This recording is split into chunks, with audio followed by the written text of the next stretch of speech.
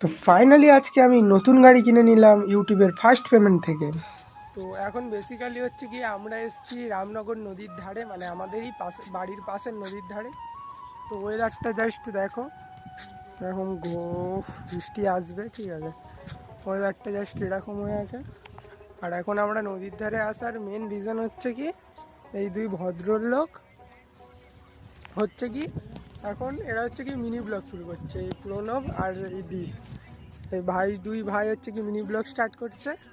তোমরা সবাই হচ্ছে কি সাপোর্ট করো।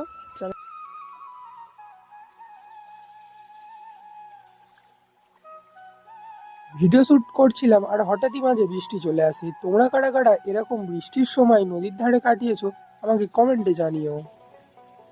একটা সময় ছিল বৃষ্টির সময় ফুটবল খেলে এসে এই নদীতেই কতই না ঝাঁপ দিয়েছি। ওই দেখো, ওই দূরে যে মেঘটা দেখতে পাচ্ছ, ওই মেঘটাই কিছুক্ষণ আগে প্রচুর বৃষ্টি হচ্ছিল। তোমরা জানো হয়তো এখন আষাঢ় মাস, আর আষাঢ় মাসেই হয় আমাদের জগন্নাথ দেবের রথযাত্রা। যেহেতু 3 দিন ধরে অম্বুবাচী ছিল, তাই আমাদের সমস্ত ফুল গাছে ফুল দেখো ভরে ভরে রয়েছে। আর এক পশলা বৃষ্টির পরে ফুলগুলিকে যেন নতুন ছন্দে আর খুব সুন্দরই লাগছে।